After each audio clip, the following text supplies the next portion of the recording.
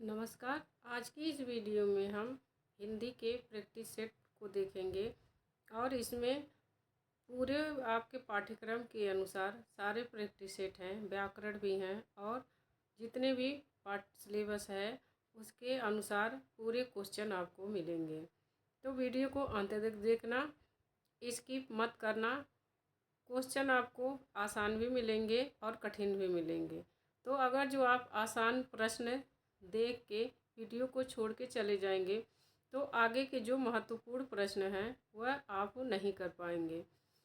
तो जब आसान प्रश्न रहेगा तो प्रश्न को ज़रूर हल करना और वीडियो स्किप करके मत जाना। वीडियो को अंत तक देखना और यह प्रैक्टिस सेट आपकी परीक्षा के लिए बहुत ही महत्वपूर्ण होगा। इससे आपकी तैयारी कितनी है यह पता चल जाएगी। वीडियो शुरू करते हैं। आज का पहला प्रश्न है, साहित्य प्रत्येक देश की जनता की चित्तवृत्तियों का प्रतिबिंब होता है। यह कथन किसका है? हजारी प्रसाद द्विवेदी, रामचंद्र शुक्ल, गुलाब राय, इनमें से कोई नहीं। आपका सही उत्तर हो जाएगा बी, रामचंद्र शुक्ल। यह शुक्ल जी का कथन है और शुक्ल जी अपने हिंदी साहित्य के इतिहास में जो काल विभाजन किए हैं वह जनता की चित्तवृत्तियों के आधार पर ही काल विभाजन किए हैं। आगे प्रश्न है,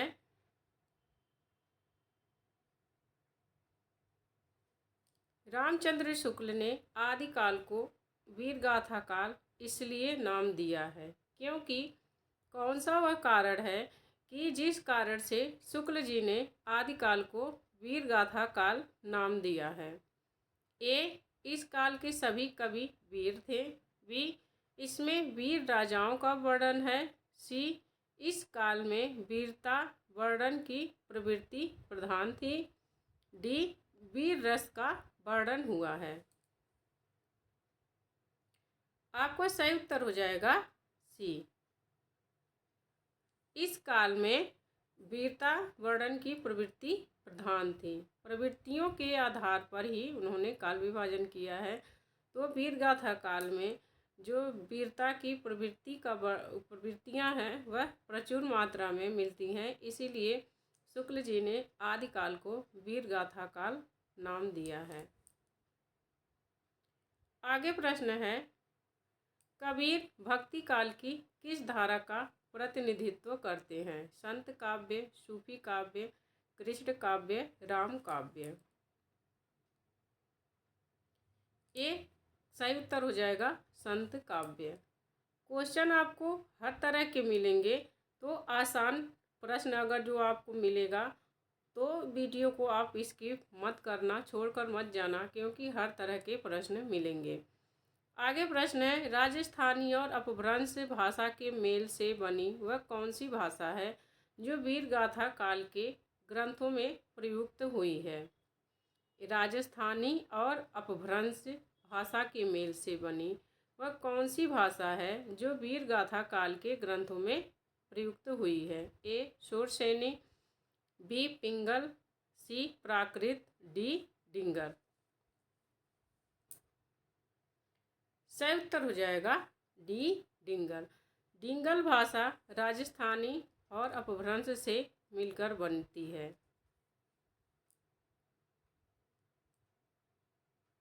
आगे है, रामचंद्र शुक्ल के अनुसार भक्ति काल का सर्वमान्य समय है। संवत 1300 से 1750, बी 1350 से 1700, संवत 1350 से 1750, संवत 1300 से 1900।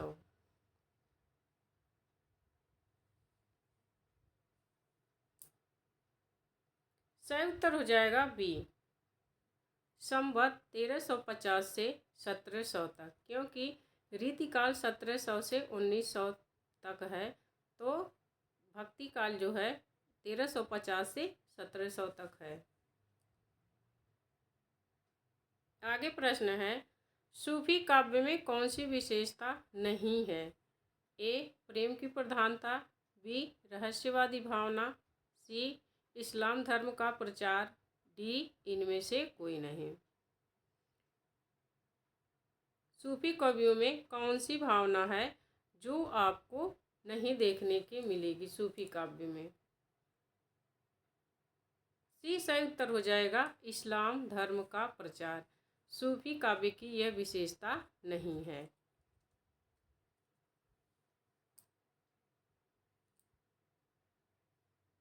आगे प्रश्न है, निम्नलिखित कवियों में किसे कठिन काव्य का प्रेत कहा जाता है? भूषण, पद्माकर, चंद्रबरदाई, केशवदास। डी सही उत्तर हो जाएगा केशवदास। अगला प्रश्न है, बिहारी किस राजा के आश्रित कवि थे? महाराज जय सिंह, छत्रपति शिवाजी, महाराजा मान सिंह, महाराज छत्रसाल। सही उत्तर हो जाएगा ए महाराज महाराज जय सिंह।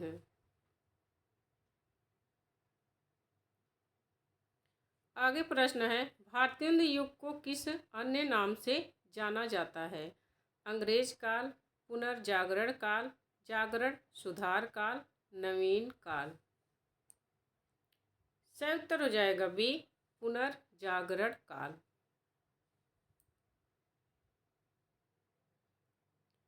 आगे प्रश्न है, इनमें से किस उपभाषा वर्ग की बोली मारवाड़ी है?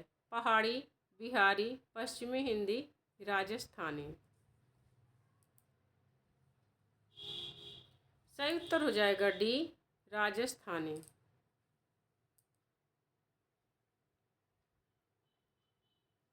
अगला प्रश्न है, कुछ काम करो जग में रहकर कुछ नाम करो। किस कवि की यह पंक्तियाँ किस कवि की हैं? मैथिली शरण गुप्त, पंत, हरिऔध, सियाराम शरण गुप्त। सही उत्तर हो जाएगा आपका ए मैथिली शरण गुप्त। अगला प्रश्न है, साकेत में कुल कितने सर्ग हैं? 9, 10, 12, 14।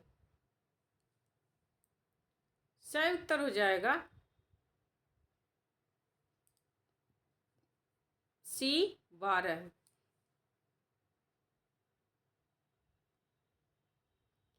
बारह सर्ग हैं साकेत में।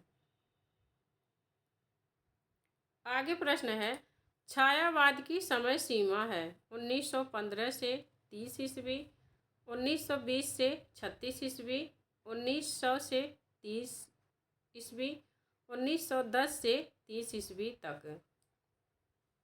आपका सही उत्तर हो जाएगा बी 1920 से 1936 ईस्वी। कहीं कहीं 18 दिया रहता है तो कहीं कहीं 20 दिया रहता है, इसलिए आपको कन्फ्यूजन नहीं होना है। 18, 20 दोनों सही है।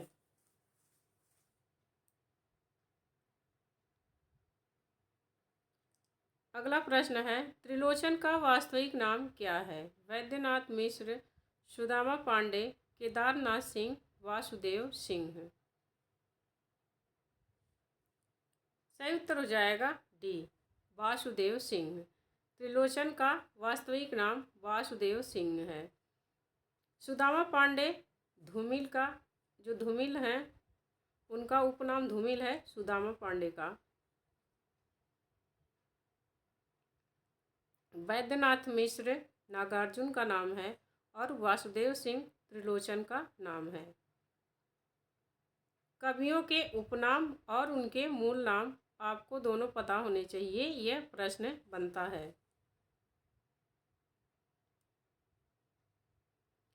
अगला प्रश्न है, निम्नलिखित में कौन छायावाद के 4 स्तंभों में शामिल नहीं है? जयशंकर प्रसाद, सुमित्रा नंदन पंत, माखनलाल चतुर्वेदी, सूर्यकांत त्रिपाठी निराला। सही उत्तर हो जाएगा सी माखनलाल चतुर्वेदी।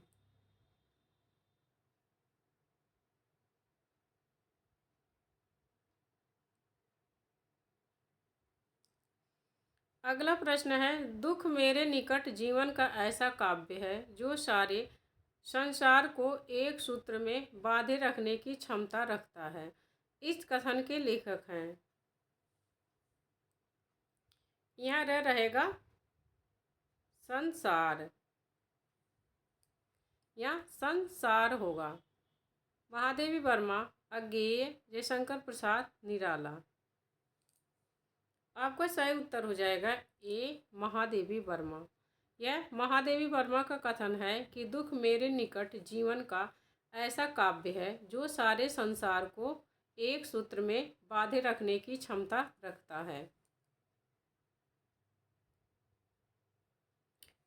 आपका अगला प्रश्न है, इनमें से रीति संप्रदाय का प्रवर्तक कौन है? कुंतक, वामन, आनंदवर्धन, भरत मुनि।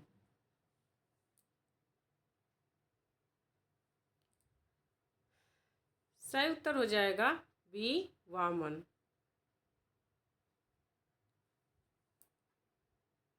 अगला प्रश्न है, आचार्य रामचंद्र शुक्ल के अनुसार हिंदी की प्रथम मौलिक कहानी है।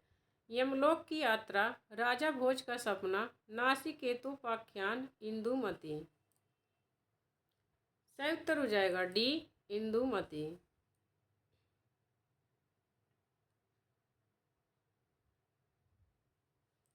अगला प्रश्न है, निम्नलिखित में से कौन सी विशेषता प्रेमचंद की कहानियों में नहीं है किंतु प्रसाद की कहानियों में मुख्य रूप से है?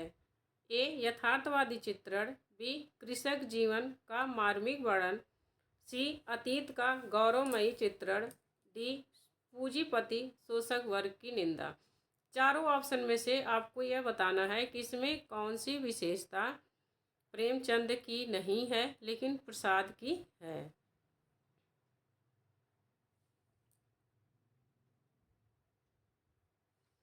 सी करेक्ट आंसर हो जाएगा, अतीत का गौरवमयी चित्रण। यह प्रसाद की जो कहानियां हैं सारी ऐतिहासिक कहानियां हैं। इतिहास के आधार पर इनकी कहानियां, उपन्यास, नाटक सब हैं। तो यह एक ऐतिहासिक उपन्यासकार, कहानीकार और नाटककार हैं। प्रसाद की रचनाओं में इतिहास की गौरव गाथा का वर्णन रहता है।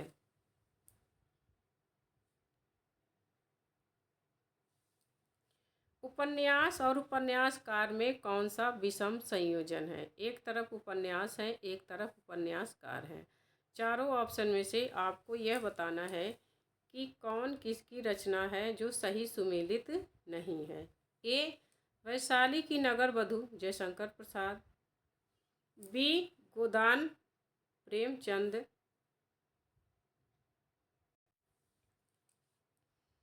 गोदान प्रेमचंद, चित्रलेखा भगवती चरण वर्मा, मृगनयनी वृंदावन लाल वर्मा।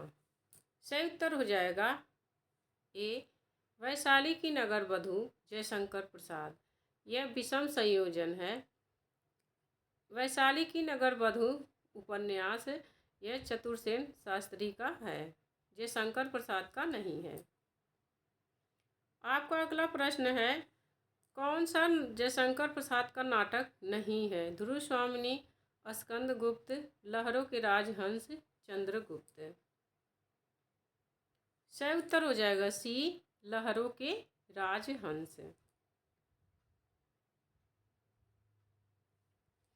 आगे है, काव्येषु नाटकम रम्यम। उक्ति का अर्थ है काव्य से नाटक मनोहर होते हैं, काव्यों में नाटक मनोरम होते हैं, सी काव्य और नाटक मनोरम होते हैं, डी काव्यों में नाटक अधिक लोकप्रिय हैं। आपका सही उत्तर हो जाएगा बी काव्यों में नाटक मनोरम होते हैं। काव्येषु नाटकम रम्यम का अर्थ है काव्यों में नाटक मनोरम होते हैं। अगला प्रश्न है, आधुनिक एकांकी का जनक किसे कहा जाता है? उदय शंकर भट्ट, जगदीश चंद्र माथुर, जयशंकर प्रसाद, राम कुमार वर्मा। सही उत्तर हो जाएगा डी राम कुमार वर्मा। राम कुमार वर्मा को आधुनिक एकांकी का जनक कहा जाता है। आगे है, अरे यायावर रहेगा याद रचना की विधा क्या है? नाटक, उपन्यास, यात्रा संस्मरण, जीवनी। सही उत्तर हो जाएगा सी, यात्रा संस्मरण। यह अज्ञेय का यात्रा संस्मरण है, अरे या यावर रहेगा याद। अगला प्रश्न है, आवारा मसीहा जीवनी किसके जीवन पर आधारित है? शरद चंद्र, महात्मा गांधी, राहुल सांकृत्यायन, ह्वेन सांग। सही उत्तर हो जाएगा ए, शरद चंद्र। अगला प्रश्न है, पथ के साथी की रचना की विधा क्या है? कहानी, रेखा चित्र, यात्रा संस्मरण, एकांकी। सही उत्तर हो जाएगा बी, रेखा चित्र। पथ के साथी रेखा चित्र विधा की रचना है और यह महादेवी वर्मा की रचना है।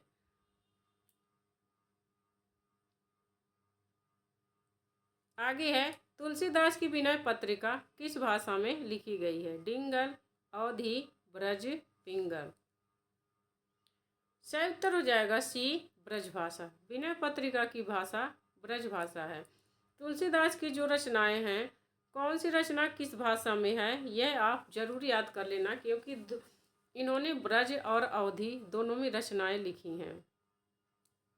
अगला प्रश्न है, वर्तमान में प्रकाशित पत्रिका हंस के संपादक कौन हैं? नामवर सिंह, राजेंद्र यादव, कमलेश्वर, धर्मवीर भारती। सही उत्तर हो जाएगा बी, राजेंद्र यादव, और यह इस समय वर्तमान में दिल्ली से संपादित हो रही है।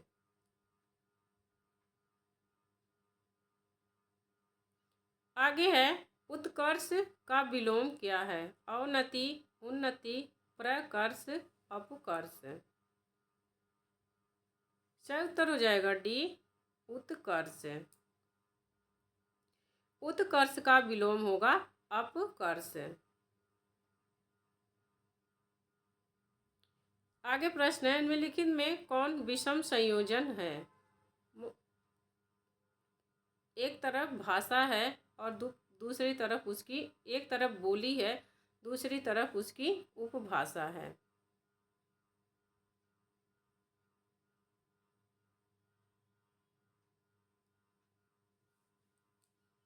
पूर्वी हिंदी अवधी, पश्चिमी हिंदी ब्रज, राजस्थानी हिंदी मैथिली, पहाड़ी हिंदी कुमाऊनी। आपका सही उत्तर हो जाएगा सी, राजस्थानी हिंदी मैथिली। यह विषम संयोजन है। मैथिली राजस्थानी हिंदी की भाषा नहीं है। मैंने बोलियों पर वीडियो बनाया है, आप हमारे चैनल पर जा कर के अगर जो वह देख लेंगे तो आपका हिंदी की बोली, हिंदी जो भाषा विज्ञान से संबंधित सारे डाउट क्लियर हो जाएंगे। व्याकरण मैंने पूरा पढ़ा दिया, रस, अलंकार, पाश्चात्य काव्यशास्त्र, भारतीय काव्यशास्त्र, अलंकार, सब पर एक बार अगर जो आप वीडियो देख लेंगे व्याकरण के, तो आपका सारा व्याकरण का डाउट क्लियर हो जाएगा। छंद भी मैंने पढ़ा दिया, समास, रस, संधि, सब। आगे है, रानी नागफनी की कहानी के लेखक हैं? KP Saxena, Sharad Joshi, Shrilal Shukla, Harishankar Parsai. D correct answer हो जाएगा। रानी नागफनी कहानी के लेखक हैं हरिशंकर परसाई। अगला प्रश्न है, संविधान के किस अनुच्छेद में हिंदी को राजभाषा का दर्जा दिया गया है? अनुच्छेद 340, बी अनुच्छेद 343, एक, सी अनुच्छेद 347, डी अनुच्छेद 350।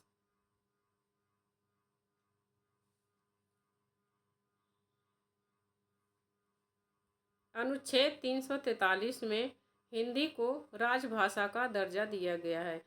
आयोग, हिंदी के जितने भी आयोग हैं उसकी स्थापना और अनुच्छेद, इससे प्रश्न जरूर बनते हैं, तो यह आप जरूर याद कर लेना। अगर जो आप अभी तक याद न किए हों या आपको न पता हो तो आप हमारे चैनल पर जा कर के यह देख सकते हैं। आपका ये 2 नंबर तो पक्का ही रहता है।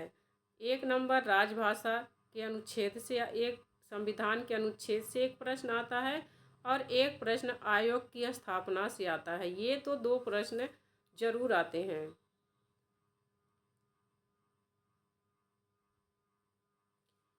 आगे है खड़ी बोली का मैं जाता है। सर्वनाम किस बोली में ही हो जाता है? ब्रज, अवधी, भोजपुरी, हरियाणवी।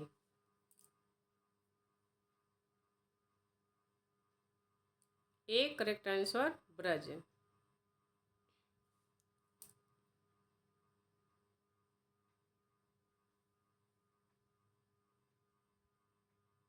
यहाँ हाँ रहेगा, हाँ हो जाता है।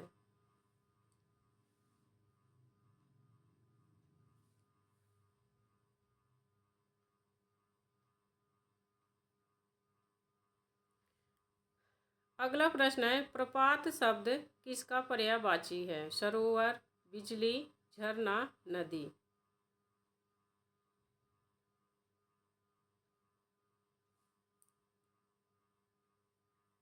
सही उत्तर हो जाएगा सी, झरना।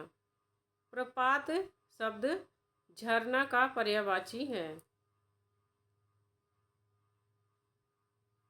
अगला है कौन सी ध्वनि ऊष्म है? द, य, क, स।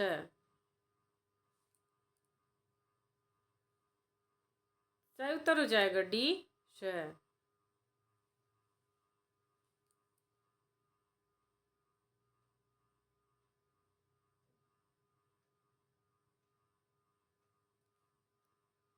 आगे है खड़ी बोली को परिष्कृत और व्याकरणबद्ध करने का ऐतिहासिक कार्य किसने किया?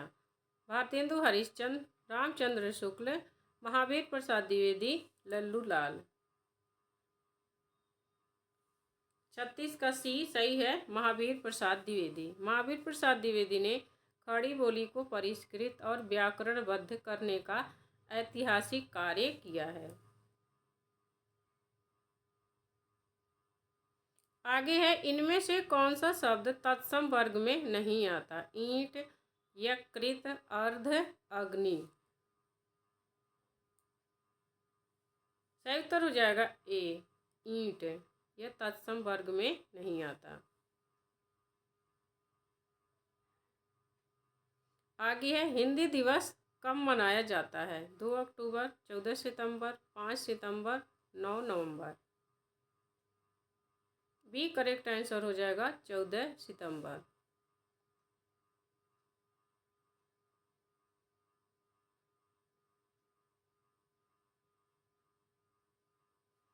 आगे प्रश्न है वक्रोक्ति काव्य जीवितम कहकर वक्रोक्ति को ही काव्य की आत्मा स्वीकार करने वाले आचार्य हैं? विश्वनाथ, मम्मट, कुंतक, दंडी।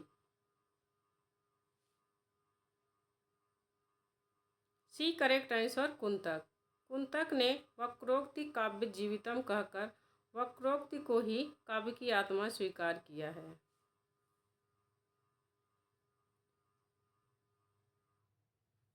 कविता में काव्य गुण का अर्थ है काव्य की शोभा बढ़ाने वाले धर्म, काव्य में रोचकता पैदा करने वाले तत्व, सी काव्य को गेय बनाने वाला तत्व, डी काव्य में रस उत्पन्न करने वाला तत्व। कविता में काव्य गुण का क्या अर्थ है?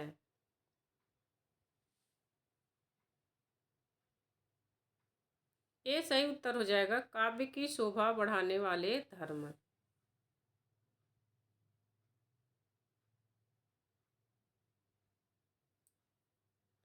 अगला प्रश्न है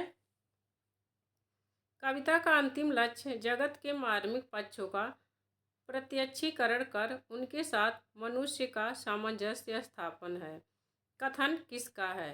रामचंद्र शुक्ल, नगेंद्र, गुलाब राय, नंद दुलारे, वाजपेयी।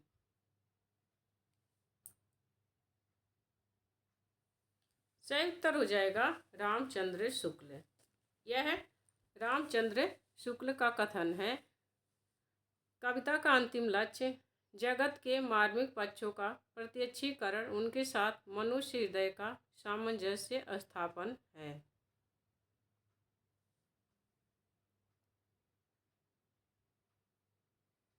अगला प्रश्न है, निम्नलिखित में से किसे व्यभिचारी भाव भी कहा गया है? विभाव, अनुभाव, संचारी भाव। डी, इनमें से कोई नहीं। सही उत्तर हो जाएगा सी, संचारी भाव। संचारी भाव को भी व्यभिचारी भाव कहा जाता है। आगे है, एक और अजगरहि लखी एक और मिगराय। पंक्ति में कौन सा रस है?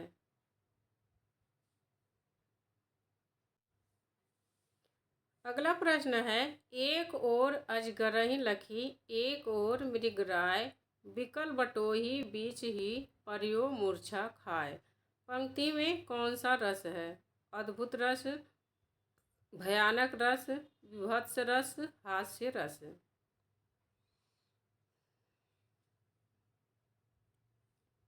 बी सही उत्तर हो जाएगा, भयानक रस।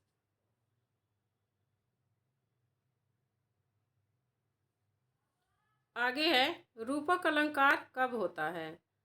ए, जहाँ उपमेय में उपमान का भ्रम हो। बी, जहाँ उपमान में उपमेय का आरोप हो। सी, जहाँ उपमेय में उपमान की संभावना हो। डी, जहाँ उपमेय में उपमान का आरोप हो। सही उत्तर हो जाएगा डी, जहाँ उपमेय में उपमान का भेद रहित आरोप हो वहाँ रूपक अलंकार होता है।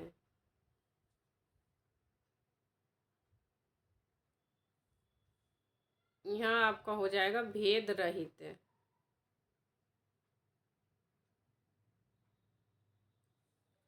जहाँ उपमेय में उपमान का भेद रहित आरोप हो वहाँ पर रूपक अलंकार होता है।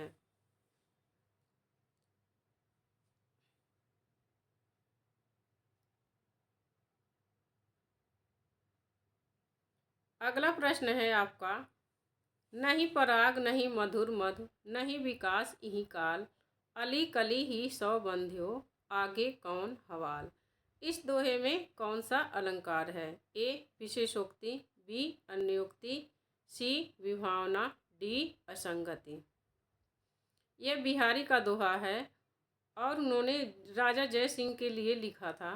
तो इस दोहे में कौन सा अलंकार है? सही उत्तर हो जाएगा बी, अन्योक्ति अलंकार। अलंकार पर मैंने विस्तृत वीडियो बना दिया है। सारे अलंकार पर उनकी परिभाषा, उदाहरण, लक्षण, सब और पहचानने का तरीका, इस पर भी। तो एक बार चैनल पर जा कर के आप अगर जो है देख लेंगे तो आपको परीक्षा की तैयारी में बहुत हेल्प मिलेगा।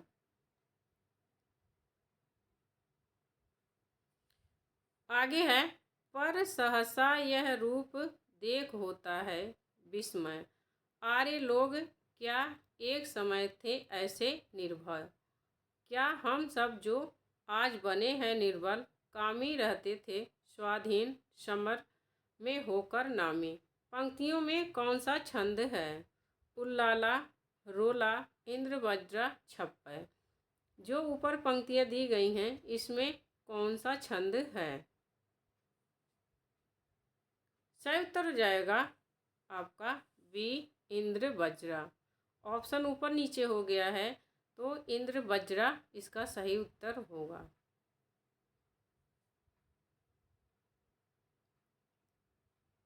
अगला प्रश्न है, मंगल भवन अमंगल हारी, हरऊ नाथ मम संकट भारी। पंक्ति में कौन सा छंद है? चौपाई, सोरठा, रोला, दोहा। सही उत्तर हो जाएगा ए, चौपाई। पुनर्जागरण काल का जनक कौन है? बालकृष्ण भट्ट, भारतेंदु हरिश्चंद्र, प्रताप नारायण मिश्र, बाल मुकुंद गुप्त। सही उत्तर हो जाएगा बी, भारतेंदु हरिश्चंद्र।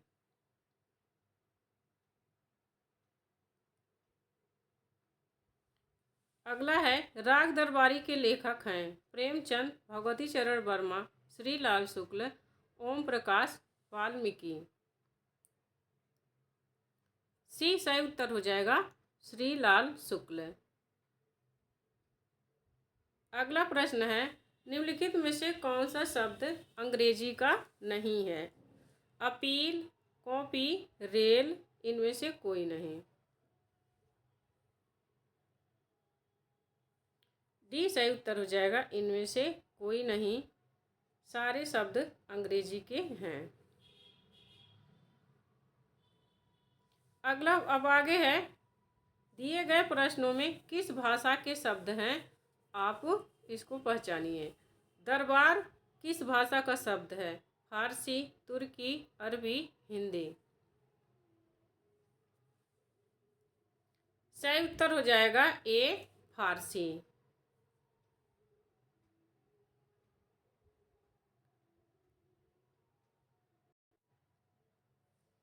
पथभ्रष्ट में कौन सा समास है?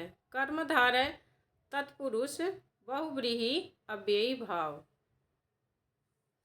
पथभ्रष्ट में कौन सा समास है? बी सही उत्तर हो जाएगा, तत्पुरुष समास। अगला है, सरदार शब्द किस भाषा का है? अरबी, हिंदी, फारसी, तुर्की। सी सही उत्तर हो जाएगा, फारसी। सरदार फारसी भाषा का शब्द है। आगे है, रिक्शा किस भाषा का शब्द है? अरबी, तुर्की, फ्रेंच, जापानी। डी सही उत्तर हो जाएगा, जापानी। रिक्शा जापानी भाषा का शब्द है। आगे, कूपन किस भाषा का शब्द है? अंग्रेजी, फ्रेंच, हिंदी, पुर्तगाली। सही उत्तर हो जाएगा बी, फ्रेंच। आगे है, निम्नलिखित में कौन सा कथन असत्य है? तद्भव शब्द तत्सम के विकृत रूप हैं। बी रूढ़ शब्दों की कोई व्युत्पत्ति नहीं होती। सी योग रूढ़ शब्द अविकारी होते हैं। डी दो भाषाओं से मिलकर बने शब्द संकर कहलाते हैं। इसमें कौन सा असत्य कथन है, यह आपको बताना है। सही उत्तर हो जाएगा आपका सी, योग रूढ़ शब्द अविकारी होते हैं। यह असत्य कथन है।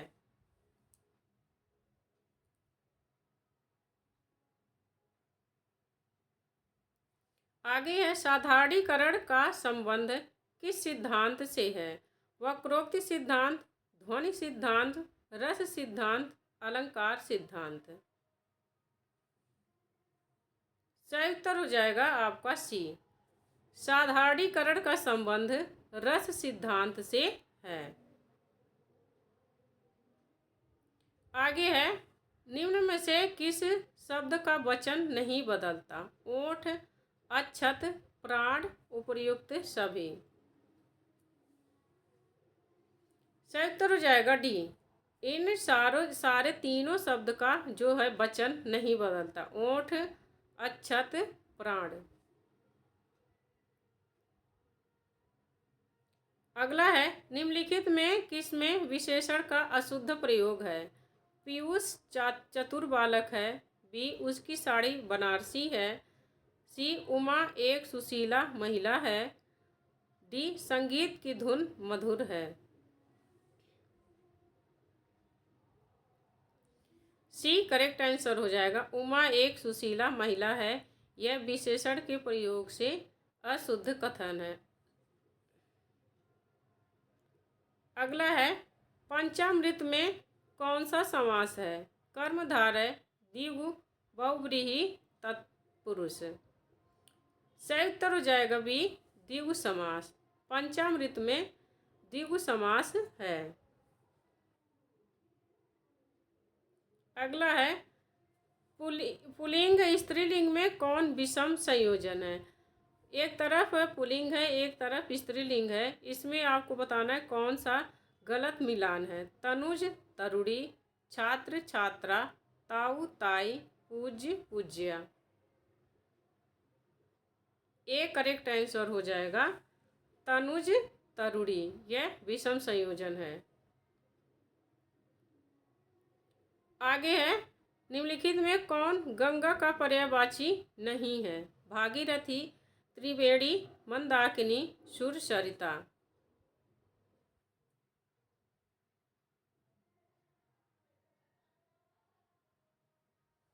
बी सही उत्तर हो जाएगा त्रिवेणी। त्रिवेणी गंगा का पर्यायवाची नहीं है। आगे है, निम्नलिखित में निंदा का विलोम क्या है?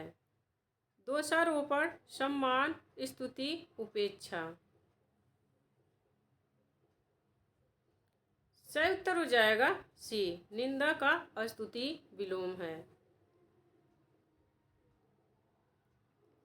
आगे है, भैंस के आगे बीन बजाए भैंस रही पगुराए। कहावत का अर्थ है दूसरों को उपदेश देना, बी निरक्षर को साक्षर बनाना, सी दूसरों को मूर्ख समझना, डी अपात्र को शिक्षा देना व्यर्थ है। सही उत्तर हो जाएगा डी, अपात्र को शिक्षा देना व्यर्थ है। आगे है, घाव पर नमक छिड़कना मुहावरे का क्या अर्थ है? दुखी व्यक्ति को और दुखी करना, बी बदला चुकाना, सी ईर्ष्या करना, डी ताने मारना। ए करेक्ट आंसर हो जाएगा आपका दुखी व्यक्ति को और दुखी करना। आगे है, उपकार को मानने वाले को क्या कहते हैं? विनत, कृतज्ञ, आभार, कृतज्ञ। सही उत्तर हो जाएगा आपका बी कृतज्ञ। उपकार को मानने वाले को कृतज्ञ कहते हैं और उपकार को न मानने वाले को कृतज्ञ कहते हैं। आगे है, जो सब कुछ जानता हो उसे कहते हैं अल्पज्ञ, बहुज्ञ, सर्वज्ञ, बहुश्रुत। सी सही उत्तर हो जाएगा सर्वज्ञ। जो सब कुछ जानता हो उसे सर्वज्ञ कहते हैं, जो बहुत जानता है उसे बहुज्ञ कहते हैं, जो कम जानता है उसे अल्पज्ञ कहते हैं, जो बहुत सुना हुआ हो वो बहुश्रुत कहते हैं। आगे है, निम्नलिखित में से कौन सा शब्द शुद्ध है? अद्वितीय। अद्वितीय शब्द 4 तरह से लिखा है, आपको चारों में से यह बताना है कि कौन सा शुद्ध शब्द है। बी करेक्ट आंसर हो जाएगा अद्वितीय। आगे है, निम्नलिखित में से कौन सा शुद्ध वाक्य है? कन्या पराया धन होती है, बी बंदूक बहुत उपयोगी शस्त्र है, सी विष्णु के अनेक नाम हैं, वह पढ़ता पढ़ता सो गया।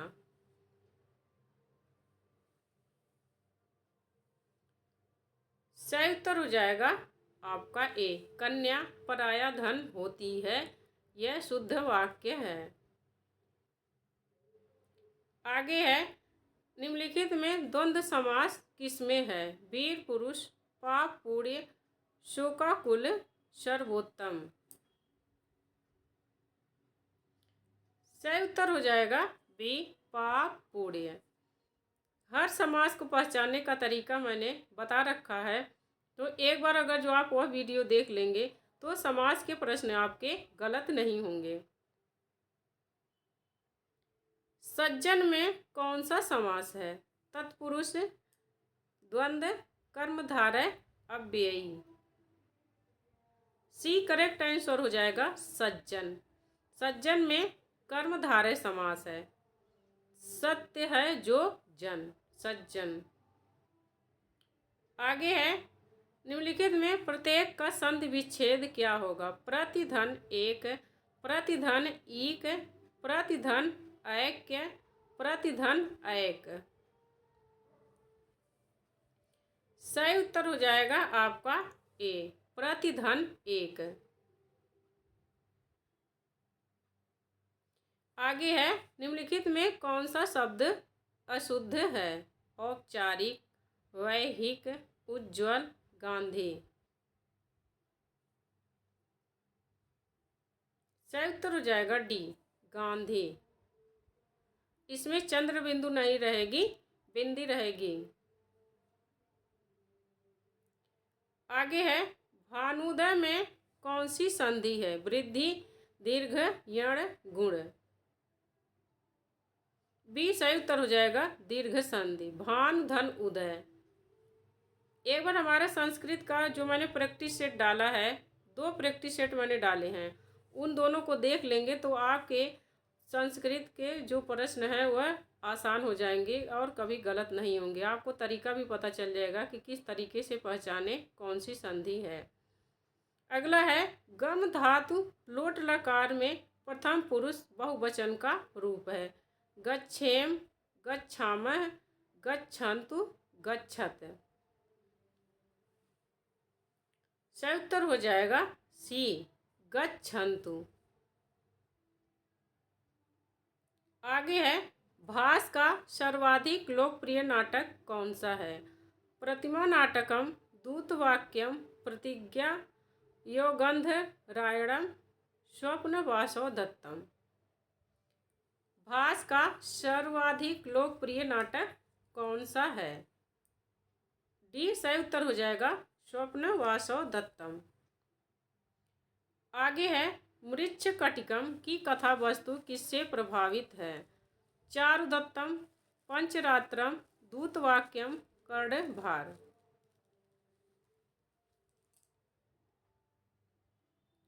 सही उत्तर हो जाएगा चारुदत्तम। अगर आप चाहते हैं कि संस्कृत के प्रश्न आपके एक भी गलत ना हो और उसकी जो रचनाएं हैं उससे रचना से संबंधित भी प्रश्न आपको पता नहीं हो, तो मैंने बना रखा है इस पर। आप हमारे चैनल पर जा कर के संस्कृत के प्रश्नों की जो वीडियो है उसे देख सकते हैं। उसमें जितने भी संस्कृत के प्रश्न बनते हैं मैंने उतने तरह के प्रश्न बना रखे हैं।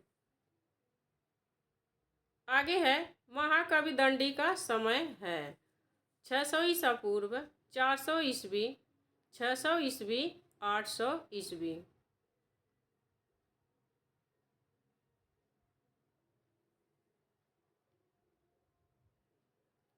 सही उत्तर हो जाएगा 600 ईस्वी दंडी का समय है।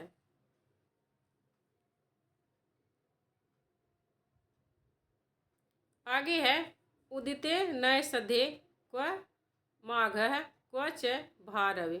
उक्ति किस कवि से संबंधित है? भारवी, श्रीहर्ष, माघ, अश्वघोष।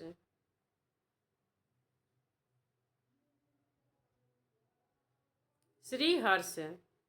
उदिते नैषधे क्व माघः क्व च भारवी। उक्ति श्रीहर्ष से संबंधित है।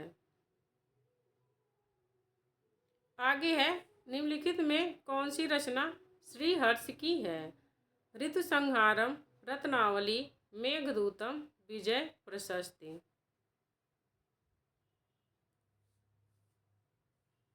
डी सही उत्तर हो जाएगा विजय प्रशस्ति श्रीहर्ष की रचना है।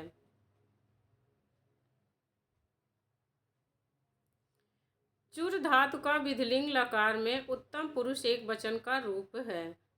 चोरियम, चोरयेत, चोरयसि, चोरयतु। सही उत्तर हो जाएगा ए चोरयम। आसीत धातु किस रूप किस लकार आसीत धातु रूप किस लकार का है? लोट लकार, लृट लकार, लंग लकार, लक लकार। सही उत्तर हो जाएगा सी लंग लकार। आगे है लट लकार उत्तम पुरुष एक वचन में दा धातु का निम्नलिखित में कौन सा रूप बनेगा? ददासि, ददामि, दास्यामि, ददानि। सही उत्तर हो जाएगा बी ददामि।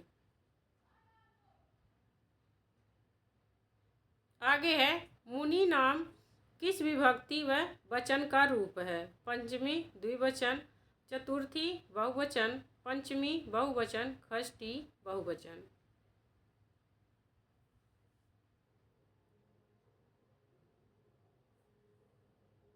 षष्ठी बहुवचन।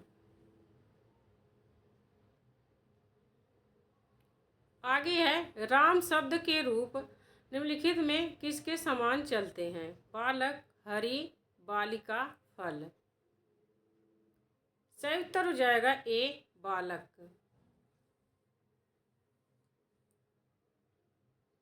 आगे है निम्नलिखित में बहुब्रीहि समास किस शब्द में है? जीवनदाता, लंबोदर, शानुजय, सभा चतुर। सही उत्तर हो जाएगा बी लंबोदर। बहुब्रीहि समास लंबोदर में है। आगे है महान महाबाहु, महान बाहु यस्य स विष्णु में कौन सा समास है? अव्ययी भाव, द्वंद्व, बहुब्रीहि, कर्मधारय। सी सही उत्तर हो जाएगा बहुब्रीहि। आगे है विधुदय में कौन सी संधि है? गुण, पूर्व रूप, यण, दीर्घ। डी सही उत्तर हो जाएगा दीर्घ। गायक का संधि विच्छेद है?